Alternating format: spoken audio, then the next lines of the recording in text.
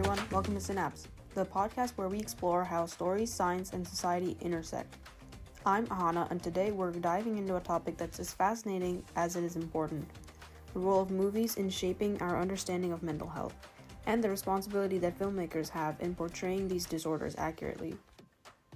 Think about the last time that you watched a movie with a character struggling with depression, schizophrenia, or bipolar disorder, any mental health disease really. Did it feel real? Did it make you think differently about mental health? Or did it just reinforce a stereotype that you already had? Movies can be incredibly powerful because they entertain, but they also educate, they shape opinions, and sometimes can mislead. So let's be honest, movies are a bit like that friend who gives you really bad advice, but with a bigger budget.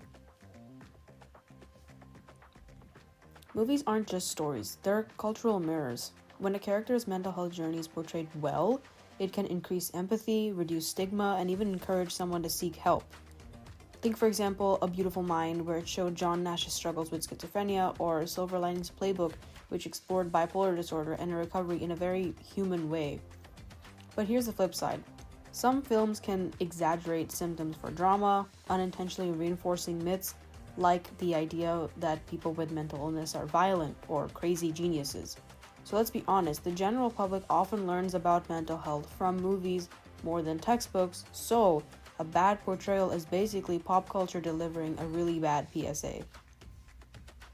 So who's responsible for what we see on screen?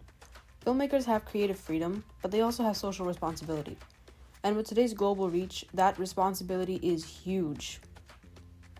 So responsibility can come in a few key forms. For example, research. Filmmakers should be interviewing experts, talking to people living with the condition, and dig into credible peer-reviewed studies. No winging it. You wouldn't want a character with OCD only alphabetizing cereal boxes, right? Proper research will ensure accuracy and prevent harmful stereotypes. And the next example of a key form of responsibility includes casting choices. Popular actors who are conventionally attractive do not automatically mean authentic portrayals. Casting someone just because they're famous or attractive can unintentionally glamorize or misinterpret mental illnesses. Think about eating disorders in movies. If the actor is conventionally attractive, the unintended message is that suffering through that illness is somehow what makes you beautiful. Authentic casting isn't just about acting, it's about ethics. And another example includes storytelling ethics. Beyond research and casting, filmmakers need to think about long-term influence.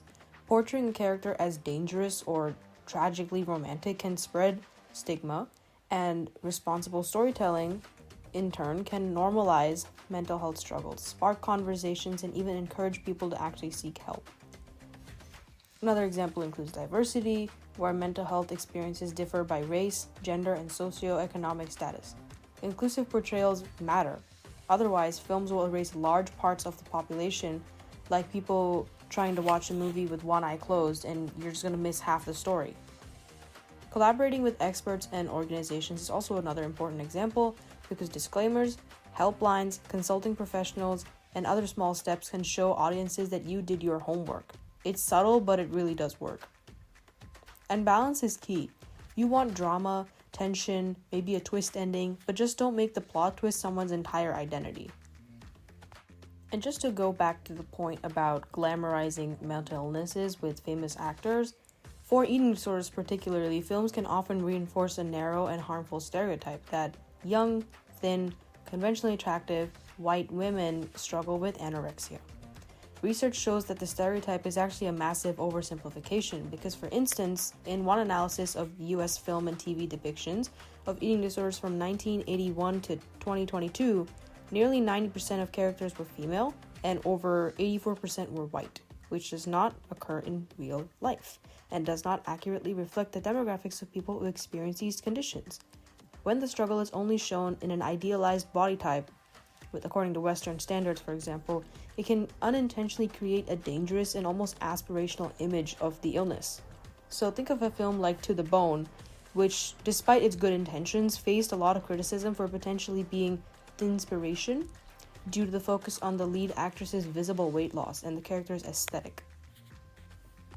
On the other hand of the spectrum is the glamorization of psychopathic traits. So think of a character like Patrick Bateman from American Psycho or Hannibal Lecter in Silence of the Lambs are often presented as brilliant, sophisticated, and successful, which makes their violence all the more dramatic and sometimes perversely admired. This reinforces the myth that mental illness equals to violence, which is a stereotype not supported by data. A 2022 study on top grossing films found that an alarming 72% of characters with a mental health condition were portrayed as perpetrators of violence. Yet, psychological research consistently shows that the vast majority of people with a mental illness are not violent, and they are in fact more likely to be victims of that violence. So essentially, this type of portrayal is fundamentally dishonest and fuels real-world fear and discrimination. So why does this matter? Public perception shapes policy, social interactions, and self-esteem for people with mental health disorders. Misrepresentation can lead to stigma, discrimination, fear, and good representation does the opposite. It normalizes seeking help, sparks conversations, and creates understanding. And let's be real, movies are a business, of course, but responsible storytelling doesn't necessarily have to hurt profits. Films praised for accuracy often get critical acclaim, awards, and long-term audience trust. Plus, misrepresentation can lead to negative publicity that nobody wants, no matter how many movie tickets they can sell. For filmmakers, accuracy matters. For audiences, media literacy matters. And for all of us, a little empathy goes a long way, I would say. Thanks for listening to Synapz. If you enjoyed this episode, subscribe for more discussions on stories, science, and society. And don't forget, your mind, like your movies, deserves a thoughtful review.